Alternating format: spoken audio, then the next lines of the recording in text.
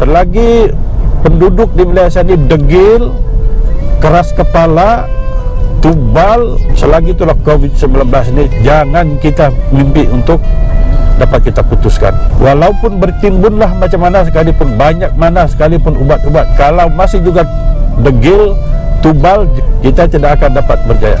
Soalnya sekarang bukan soal ubat itu jalan penyelesaiannya. Soalnya sekarang adalah disiplin, kepatuhan.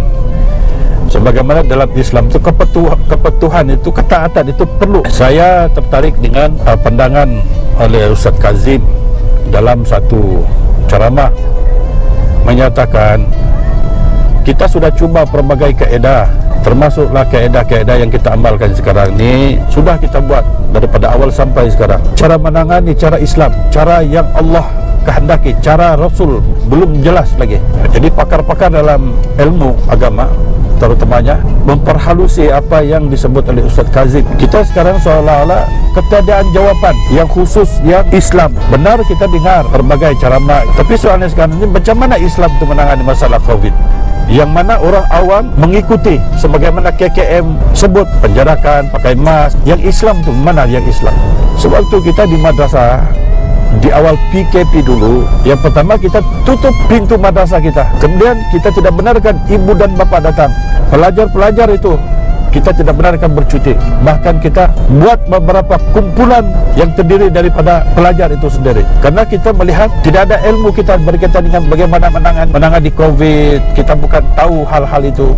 Yang kita tahu adalah hanya berserah kepada Allah, minta kepada Allah. Maka kita buat beberapa kumpulan di kalangan pelajar kita. Yang pertama, kumpulan yang sedang menghafal Quran. Mereka itu baca Quran saja. Selepas asar mereka akan terus baca Quran sampai kepada waktu maghrib dengan niat munajat kepada Allah supaya penghuni di madrasah terhindar daripada COVID-19. Kumpulan yang kedua, yang mereka itu hanya bersalawat sahaja. Kemudian kumpulan yang seterusnya, yang mereka yang belajar Iqra, belajar solat, berastaghfar.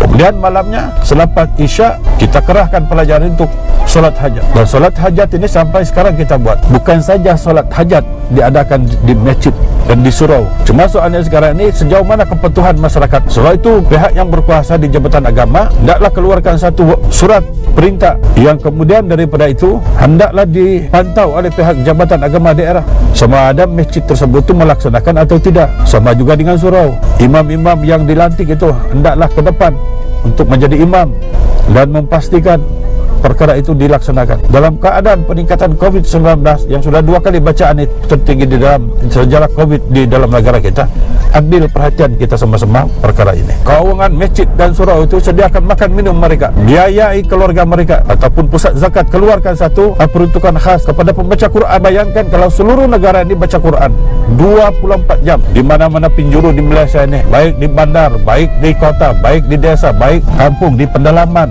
baca Quran, sudah tentulah rahmat Allah itu akan kita peroleh. Tapi sejauh manakah orang Islam itu sendiri yakin dan percaya? Itu persoalan dia. Jadi sesuai dengan apa yang Ustaz Kazim sebut, kalau kaedah perubatan sudah kita buat, kaedah moden kita sudah buat, tidak juga turun. Kenapa kita tidak cuba yang Islam punya? Tapi yang Islam punya macam mana kita tidak tahu. Yang kita sebut Islam tapi tidak jelas. Jadi hendaklah ilmuwan Islam itu penjelaskan kaedah itu yang macam mana kaedah. Kita mau tahu kaedah itu macam seperti solat, kaedah macam mana sah batalnya solat itu bermula daripada apa.